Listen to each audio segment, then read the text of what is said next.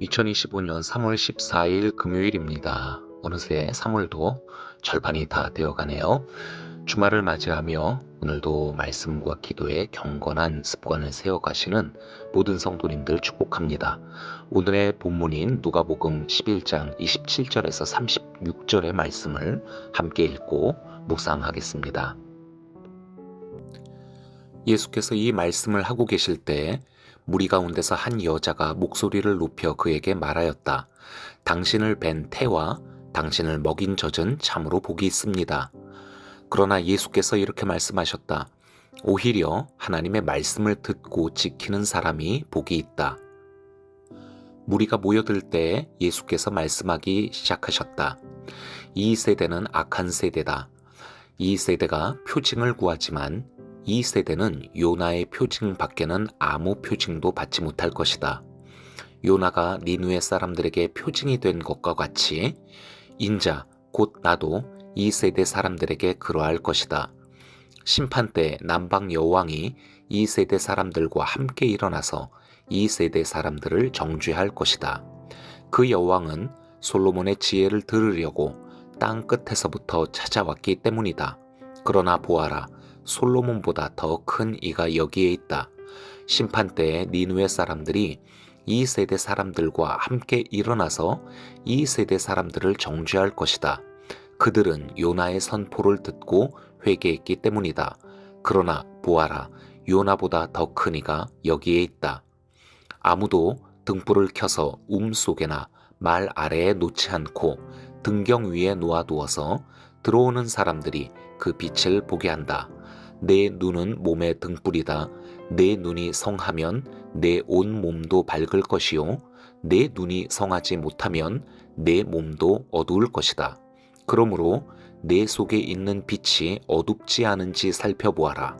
내 온 몸이 밝아서 어두운 부분이 하나도 없으면 마치 등불이 그 빛으로 너를 환하게 비출 때와 같이 내 몸은 온전히 밝을 것이다. 오늘 본문은 어제 우리가 읽고 묵상했던 본문과 이어지는 내용입니다. 오늘 본문에서 한 여인이 예수님께 이렇게 이야기하는 것으로 시작하지요. 당신을 뵌 태와 당신을 먹인 젖은 참으로 복이 있습니다. 예수님의 어머니인 마리아를 칭찬하는 그런 말일까요? 물론 그런 의미도 있겠지만 우리가 보통 어떤 훌륭한 멋진 사람을 볼 때 이런 표현을 쓰지 않습니까? 네 집 자식이 이제 참 잘났네. 그 멋진 사람의 집안을 높이는 의미가 담겨 있기는 해요. 그렇지만은 결국 그 사람 자체를 칭찬하는 말이지요.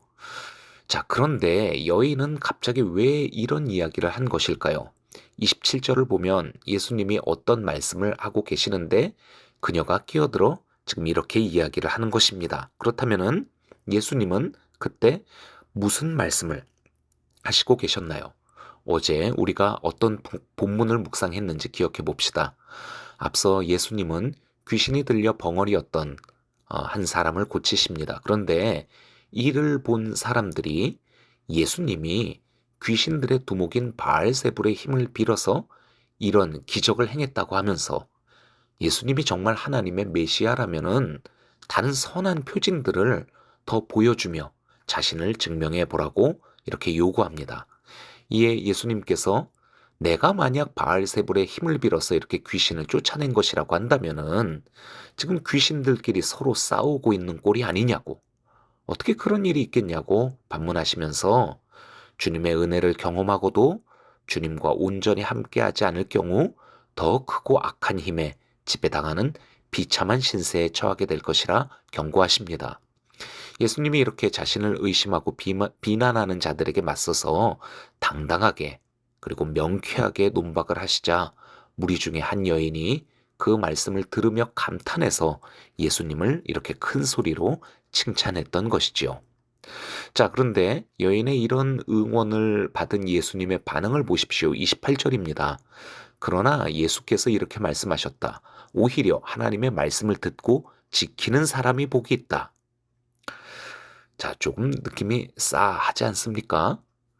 당신 같은 훌륭한 분을 출산하고 기른 당신의 어머니는 참 복된 존재입니다라고 말하면서 이렇게 여인이 좋은 말로 예수님을 칭찬한 거잖아요. 그러면은 예수님도 여인이여 네 말이 참으로 옳구나 하면서 이렇게 맞장구 쳐주시고 그래주시면 얼마나 훈훈합니까? 하지만 예수님은 여인의 말을 딱 자르면서 아니 진짜 복된 사람은 내 말을 듣고 지키는 행하는 사람이다 라고 말씀하십니다.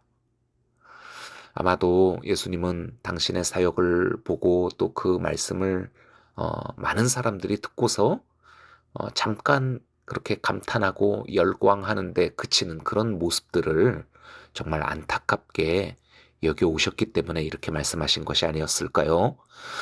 그리고서 예수님께서 이렇게 이야기하시죠. 당신께서 보여줄 표징은 요나의 표징밖에 없다고 하십니다. 그리고 솔로몬 왕 때 그의 지혜를 듣기 위해 멀리의 남방 지역에서부터 그 솔로몬을 찾아왔던 스바 여왕과 요나가 하나님의 심판을 선포했을 때 회개하였던 그 니느웨 백성들을 언급하시면서 자신에게 계속 표징을 보여달라 요구하는 이들에 대한 그 비판을 이어가시지요. 스바 여왕과 니느웨 백성들의 공통점이 무엇입니까? 믿음입니다.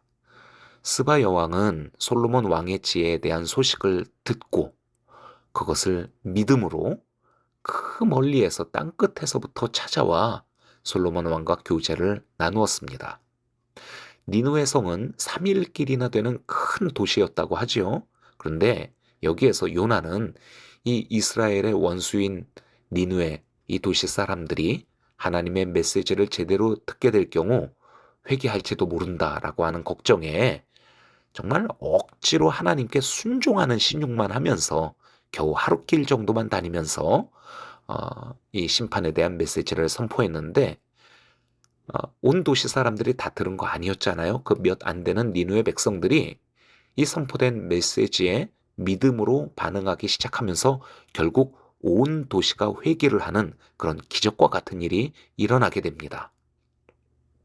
믿음으로 그리고 순종으로 이방인이었던 스바 여왕과 니느웨 백성들이 이렇게 구원과 은혜를 누렸는데 너희는 어찌 이렇게 하나님의 선한 능력과 메시지를 보여주고 또 전하는 나를 의심하고 따르지 않느냐? 예수님은 안타까워하고 계시는 것이었죠. 기본적으로 이들의 눈이 의심과 편견으로 가득하다 보니 마치 이런 것 같습니다. 지금 뭐 미국이나 한국이나 사회가 완전히 양극단으로 나뉘어서 극심하게 서로를 비난하고 또 정죄하고 있잖아요.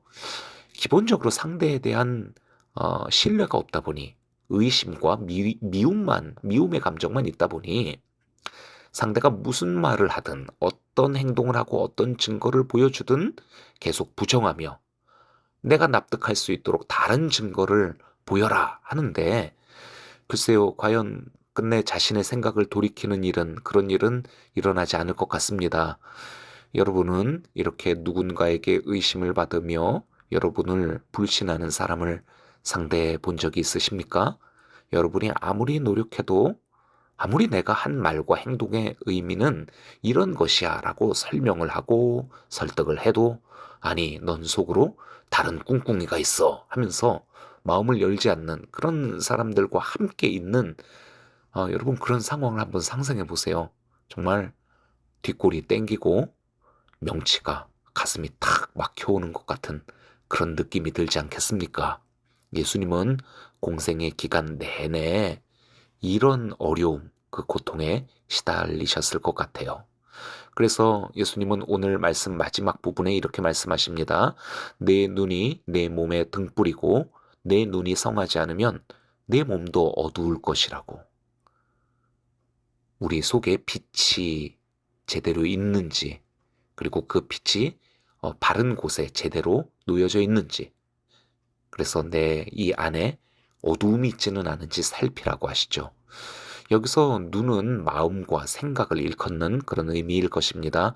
의심과 미움, 편견과 고집이라고 하는 그런 어두움으로 가득한 생각과 마음을 가지고서 예수님을 대하는 한 어떤 표징들이 있다 하더라도 예수님을 인정하고 따르지 못할 것입니다. 당신의 하나님이 하나님의 아들이라면은 이것을 해보십시오. 또 저것도 해보십시오. 아무리 요구하고 또 예수님께서 실제로 그렇게 보여주고 또 증명해 주신다 하더라도 결국 그들은 예수님을 인정하지 않을 것이라는 것이죠. 그렇기 때문에 먼저 너희의 마음과 생각에 등불을 켜라고 주님이 지금 이렇게 말씀을 하시는 것입니다. 주님께서 오늘 본문을 통해 우리에게도 동일한 마음을 나누며 또 도전하십니다. 예수님의 말씀과 행하심에 감동하고 열광했던 그런 여인을 비롯한 여러 사람들이 있었겠지만은 그것보다 더 중요한 것이 있으니 바로 순종의 실천이지요. 우리는 종종 예배를 드리며 또 개인적으로 성경을 묵상하고 연구할 때 깨달음과 또 감동을 받으면서 나 오늘 은혜 받았어 라고 하는 이런 표현 고백 많이 하지요. 그런 깨달음과 감정을 느낀다는 것, 은혜 받았다 라고 하는 이런 마음이 든다는 것, 이건 참 귀한 일입니다. 그러나 진정한 신앙생활의 유익은 말씀을 삶에 실제로 실천하는 데서 얻어지는 것이죠. 많은 경우 우리는 감동의 크기를 우리 신앙의 수준과 또 실력으로 착각합니다. 그래서 그렇게들 사람들이 이 감동적인 예배로 소문난 교회들을 찾아 몰려가는 것 아닐까요? 그곳에서 예배를 드리면서 경험하는 감동과 또 그런 공동체에 내가 속해 있다라고 하는 안정감, 거기에서 내가 지금 신앙생활 잘 하고 있다라는 그런 생각을 갖게 되는 것이죠. 존경하는 목사님의 훌륭한 설교를 많이 듣는 거, 예, 좋은 일입니다. 그렇게 바른 말씀을 많이 오랫동안 듣게 되다 보면은 예, 말씀을 보는 눈, 또 듣는 귀가 높아져서 이상한 얘기, 이상한 해석 이런 것들로부터 또 잘 분별하는 내 생각과 또 내 신앙을 지키는 그런 유익이 있지요. 예, 하지만 진짜 중요한 것은 큰 대단한 깨달음, 해석이 아니라 하더라도 오늘 내가 받은 이 말씀을 삶에서 실천하며 그렇게 믿음의 열매를 맺는 일이라고 생각합니다. 이것이 없이 그냥 눈만 높아지고 또 귀만 높아지는 경우 우리는 끝없이 비교하고 평가하고 분석을 하며 예수님께서 말씀하셨었던 큰 들보를 눈에 끼고 살아가는 이게 참 고단한 신앙생활 아니겠습니까? 예.